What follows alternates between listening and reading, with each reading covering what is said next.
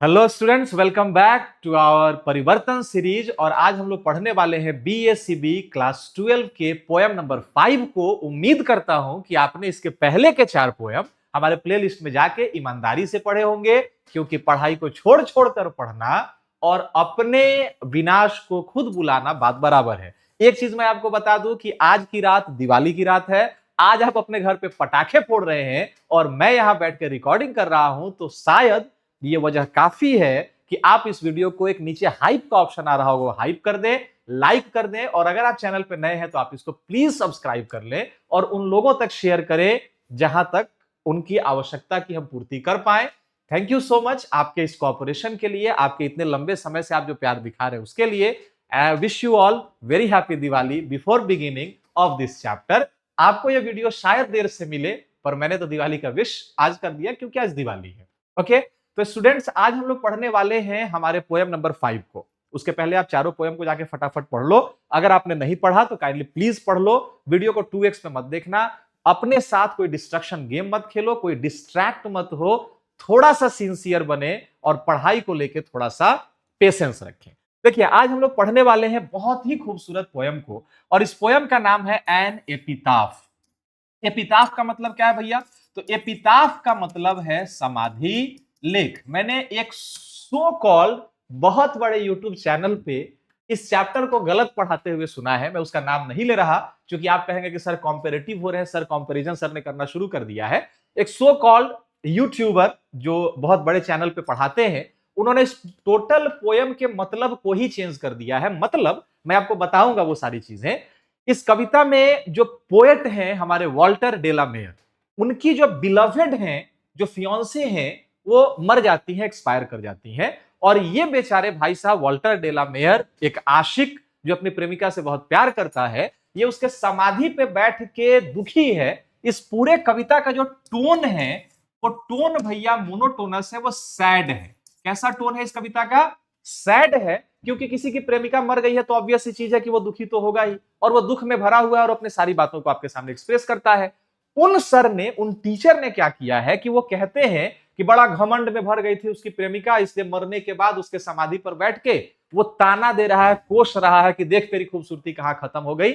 हाथ जोड़ के सविनय निवेदन है कि भैया अगर आप टीचर हैं, पढ़ के पढ़ाइए, लेकिन बच्चों को कम से कम सही मार्गदर्शन कीजिए। क्योंकि एक क्रिमिनल जब एक क्राइम करता है तो भैया वो एक व्यक्ति के साथ नुकसान पहुंचाता है, बट एक टीचर जब गलत पढ़ाता है, मैं फिर से कह रहा हूं, जब एक टीचर गलत पढ़ाता है तो पूरे परिवार और पूरे खानदान, आने वाली 7 पुश्तों के साथ वो विश्वासघात कर रहा होता है। तो ऐसे टीचर से सावधान। और ऐसे टीचर्स को मैं वार्निंग दे रहा हूं कि इससे पहले कि मैं अपने यूट्यूब चैनल पे आके बाय नेम और बाय चैनल आपकी गलतियां गिनाना शुरू कर दूं, आप कृपया सुधर जाएं और बच्चों तक सही जानकारी पहुंच जाने दें।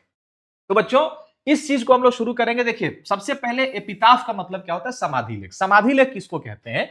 क्रिश्चियन कम्युनिटी में जब कोई मर जाता है तो वहां पे आपने देखा होगा एक ऐसा क्रॉस बनता है और उसके नीचे एक ऐसे बॉर्डर वगैरह बना के, मतलब सीमेंटेड चबूतरा वगैरह बना के, और उस आदमी के बारे में 2 4 5 लाइंस लिख दिए जाते हैं। तो चूंकि समाधि के ऊपर ये लेख लिखा हुआ होता है, इसलिए इसको हम लोग एपिताफ, एपिताफ हम लोग इस पोर्शन को कहते हैं, हम लोग इसको समाधि लेख कहते हैं। राइट? राइटर है इसके कौन? तो वॉल्टर डेलामेयर। ये कविता किसको इन्होंने रेफर किया है? तो ये कविता इन्होंने रेफर किया है अपने बिलवेड को। मैं ऑब्जेक्टिव टाइप क्वेश्चंस भी बताते चल रहा हूं, और कविता के लास्ट में मैं आपको इसके डिवाइसेस भी बताऊंगा। तो थोड़ा सा पेशेंसफुली और बड़ी ईमानदारी पूर्वक आप पढ़ेंगे। मैं ईमानदारी से पढ़ा रहा हूं, आप भी ईमानदारी से पढ़िए। दोनों की ही ईमानदारी मिलेगी तो मार्क्स अच्छे अचीव होंगे। राइट? इस कविता का टोन क्या है? तो इस कविता का जो टोन है वो सैड है, मोनोटोनस है, क्योंकि इसकी प्रेमिका मर चुकी है। तो फॉर श्योर द राइटर और the poet that time would be sad in mood. Right? अब इस कविता को हम लोग शुरू करते हैं। देखिए, तो जो हमारे पोएट हैं, ये इस समाधि लेख पर यहां पे समाधि के पास बैठे हुए हैं, और वो अपने बिलवेड को याद करके सैड होके उस बिलवेड के बारे में क्या कहते हैं वो देखेंगे। 2 स्टेंजा की ये छोटी सी कविता है, लेकिन ये 2 स्टेंजा की जो कविता है वो 2 चीजों में डिफरेंस कराती है। 2 चीजों में डिफरेंस कैसे? एक फिजिकल ब्यूटी, फिजिकल ब्यूटी, और दूसरा मेटाफिजिकल।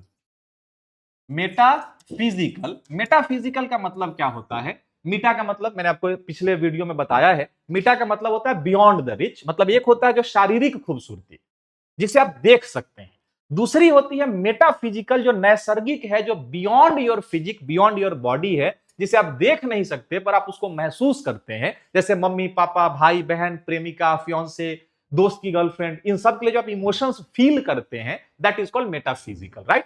तो देखिए वो अपने प्रेमिका के कब्र के पास बैठे हैं और बैठ के उस समाधि पर कहते क्या है अपनी प्रेमिका के बारे में, ये समझेंगे। वो कहते हैं here lies the most beautiful lady, यहां जो लेटी है वो मेरे नजरों में दुनिया की सबसे सुंदर महिला है। ध्यान देंगे, वो दुनिया की सबसे सुंदर महिला लिटरली है नहीं, अगर वो होती तो भैया किसी साल के मिस वर्ल्ड का खिताब तो जरूर जीती होती, कहीं मिस यूनिवर्स का टैग तो उसके साथ लगा होता, कहीं पे भी तो किताब में, रिकॉर्ड में, नोबेल प्राइज, कहीं कुछ तो अवार्ड मिला होता। ऐसा नहीं है, लेकिन चूंकि ये भाई साहब उनसे प्यार करते हैं, अब दिल लगी दीवार से तो परी किस काम की, इनके लिए तो यही सब कुछ है, पूरी दुनिया इनकी है, ठीक है।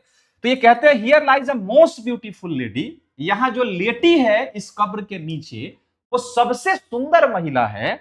Light of the step and heart was she, इस लाइन को बहुत ध्यान से पढ़ेंगे क्योंकि इसी लाइन को वो जो डैश वाला के टीचर हैं उन्होंने गलत पढ़ाया है, ठीक है। मैं अभी पूरा नाम नहीं ले रहा, इसके बाद मैं पूरे वीडियो के क्लिप के साथ साथ दिखाना शुरू करूंगा कि भैया आप लोग कहां गलत पढ़ा रहे हैं।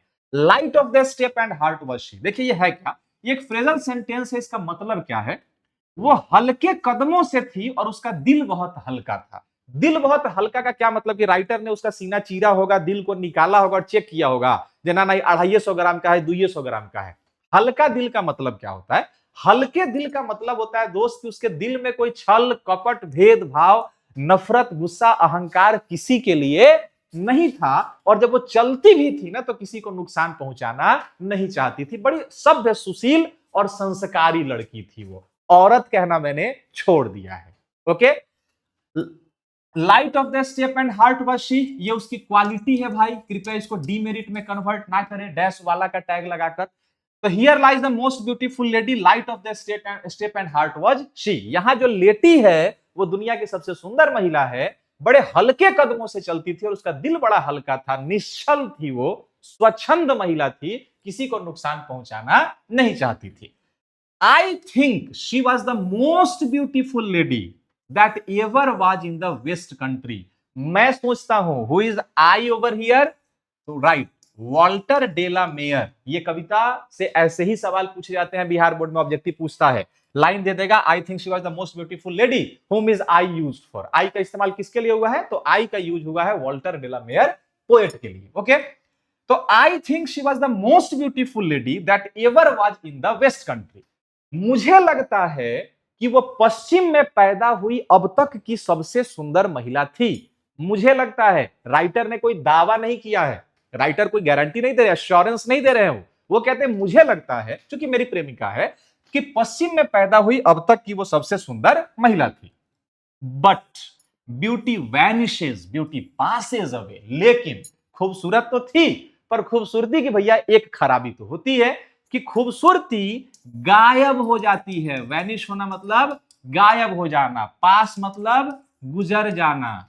खूबसूरती गायब हो जाती है, खूबसूरती गुजर जाती है, ये फिजिकल चीजें हैं, और फिजिकल जो ब्यूटी है वो परमानेंट और फॉरएवर रहने वाली नहीं होती है। खूबसूरती की एक खराबी होती है, बहुत खूबसूरत थी लेकिन खूबसूरती गायब हो जाती है, गुजर जाती है एक समय पहुंचने के बाद, ठीक है। आगे कहते हैं however rare and rare it be, rare का मतलब होता है भैया दुर्लभ, यहां ध्यान देंगे। Beauty vanishes, beauty passes away, खूबसूरती गायब हो जाती है, खूबसूरती गुजर जाती है। However rare and rare it be, चाहे वो खूबसूरती कितनी ही दुर्लभ क्यों ना हो, खूबसूरती बहुत दुर्लभ होगी। ऐश्वर्या राय क्या मर जाएंगी तो वो उतनी ही सुंदर रहेंगी? नहीं रहेंगी। क्या आज के समय में श्रद्धा कपूर, दीपिका पादुकोण, ये जो भी हीरोइनें आप देख रहे हैं, क्या ये हमेशा रहने वाले हैं? ये हीरो हीरोइन हमेशा रहने वाले नहीं है, ये फिजिकल ब्यूटी है, इसकी ब्यूटी एक दिन खत्म हो जाएगी, गायब हो जाएगा। आपको जो बहुत प्यार करते हैं, मरने के बाद जो 4 लोग आपको कंधे पे उठाएंगे ना भैया, 4 मिनट के बाद वो कंधा बदलने लगेंगे, क्योंकि अब आप उनके कंधे पे उनको भारी लगने लगेंगे। ये जो प्रेम है, मोहब्बत है, खूबसूरती है, ये फिजिकल चीजें हैं, ये हमेशा के लिए रहने वाली नहीं है। तो खूबसूरती चाहे कितनी ही दुर्लभ क्यों ना हो, वो खूबसूरती गायब हो जाती है। यहां बहुत इंपॉर्टेंट पॉइंट मिलने वाला है, थोड़ा माइंडेडली पढ़ेंगे। अब राइटर यहां अपने आप को कॉन्ट्राडिक्ट करता है। यहां हम लोगों को आयरनी मिल जाएगी, डिवाइसेज में आपको बाद में बताऊंगा। देखिए कॉन्ट्राडिक्ट का मतलब क्या होता है। कॉन्ट्राडिक्ट का मतलब होता है यार ये बंदा, ये वॉल्टर डेला मेयर जो है, ये कंफ्यूज कर रहा है, मुझे भी कंफ्यूज कर रहा है, आपको भी कंफ्यूज कर रहा है। मान लो कि वो महिला इतनी सुंदर थी कि वो दुनिया की सबसे सुंदर महिला थी, दिवाली के पटाखे फूट रहे हैं, ठीक है, और भाई साहब बिहार वाले सर जी इस रात में रिकॉर्डिंग कर रहे हैं, वो लूट रहे हैं, ठीक है। अब तो थोड़ा सीरियस हो जाओ यार, लाइक वाइक मार दो, हाइप क्रिएट कर दो प्लीज। देखो कॉन्ट्राडिक्ट कैसे करता है कि खूबसूरत थी, पश्चिम के देश में सबसे सुंदर महिला थी, ब्यूटीफुल लेडी थी, और उसको कोई पहचानने वाला नहीं था। राइटर कहते हैं and when I crumble, here crumble means die. Crumble का मतलब होता है सिकुड़ जाना, भंगुर टूट जाना। यहां उसका डाई के सेंस है, मरने के सेंस में है, कि वो सबसे सुंदर महिला थी, इस खूबसूरती कितनी भी दुर्लभ क्यों ना हो एक दिन वो खत्म हो जाती है। मुझे एक बात का डर है, and when I crumble who will remember this lady of the West Country. मुझे मरने का अफसोस नहीं है, मुझे मरने का डर नहीं, मुझे अफसोस और डर इस बात का है कि जब तक मैं जिंदा हूं मेरे यादों में वो महिला जिंदा है। जब मैं मर जाऊंगा तो उसको याद करने वाला कौन होगा? क्या कोई उसको याद करेगा? अब आपको क्या यहां राइटर के बातों में कॉन्ट्राडिक्शन नहीं दिख रहा?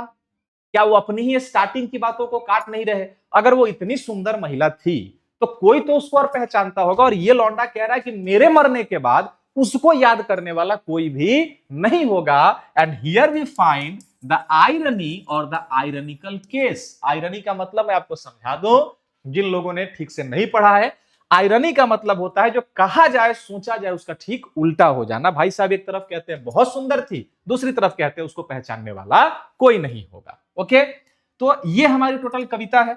अब कविता पे भैया थैंक यू से पहले हम लोग आते हैं यहाँ पे डिवाइसेस पर। और ये जो डिवाइसेस हैं ये कंप्लीटली हैंड रिटन है, हैंड रिटन है। प्रीमियम चूंकि हम लोग आपको फील करा रहे हैं और आपको प्रीमियम चीजें दे भी रहे हैं, तो हम आपको हैंड रिटन चीजें एक एक करके देते हैं और आपको समझाएंगे कि ऐसा क्यों हुआ। देखिए सबसे पहले हमें मिल रहा है एलिटरेशन। जब राइटर ने कहा beautiful lady, para line number 1, line number 3, आप इन दोनों को देखेंगे तो आपको इसमें एलिटरेशन मिल जाएगा। दूसरा है रेपिटिशन। रेपिटिशन का मतलब क्या होता है? एक ही बात का बार बार रिपीट होना। और ये जो ब्यूटीफुल लेडी जो वर्ड है वो कविता में 2 से 3 बार रिपीट हुआ है, ठीक है। She was the most beautiful lady, who will remember the lady, beautiful lady of the West Country, ऐसा रिपीट हो रहा है। तीसरा है पर्सोनिफिकेशन। पर्सोनिफिकेशन का मतलब क्या होता है? जब एक नॉन लिविंग थिंग, एक एनिमल या एक आइडिया को सजीव की तरह पेश किया जाए तो that is called being personified. और ब्यूटी वैनिशेस, खूबसूरती गायब हो जाएगी। ये कोई लिविंग बीइंग तो नहीं है कि अभी है और एकाएक गायब हो जाएगा मिस्टर इंडिया की तरह, लिविंग की तरह आप इसको प्रिटेंड कर रहे हैं, तो हमने यहां पे यूज किया पर्सोनिफिकेशन। तीसरा है भैया सिंबोलिज्म। सिंबोलिज्म का मतलब क्या होता है? जब एक ऑब्जेक्ट को आप दिखाइए और उस ऑब्जेक्ट से आप दूसरे चीज को दर्शाने की भी कोशिश करते हैं तो हम वहां कहते हैं सिंबोलिज्म। जैसे द लेडी, द एपिताफ, ये दो अलग अलग टर्म। देखिए लेडी मतलब महिला तो है, एपिताफ का मतलब समाधि लेख है, लेकिन इस कविता में पोएट ने लेडी के को एक सिंबल बनाया है फिजिकल ब्यूटी का। मतलब वो चीजें जो आज हैं, सुंदर हैं, कल को वो नहीं होंगी और हमेशा उतनी खूबसूरत नहीं लगेगी। फिजिकल ब्यूटी को सिंबल बना दिया। एपिताफ मतलब समाधि लेख होता है, लेकिन एपिताफ को राइटर ने एक सिंबल बनाया है ऑफ मेमोरी आफ्टर डेथ, मतलब मरने के बाद भी जो यादें रह जाती हैं उन यादों का सिंबल के रूप में दर्शा दिया। तो we find symbolism here. Irony, I told you earlier, irony means जैसे राइटर कहते हैं and when I crumble who will remember this beautiful lady of the West Country. जब मैं मर जाऊंगा तो इस पश्चिम के सुंदर महिला को याद करने वाला कौन होगा?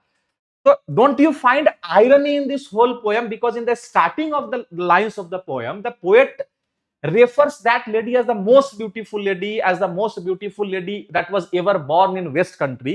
And in the last or the conclusion of the poem, the poet says that when I crumble, there will be no one to remember that lady. It means from the beginning and at the last, we find the contradiction in the same thought and the same line of the poet.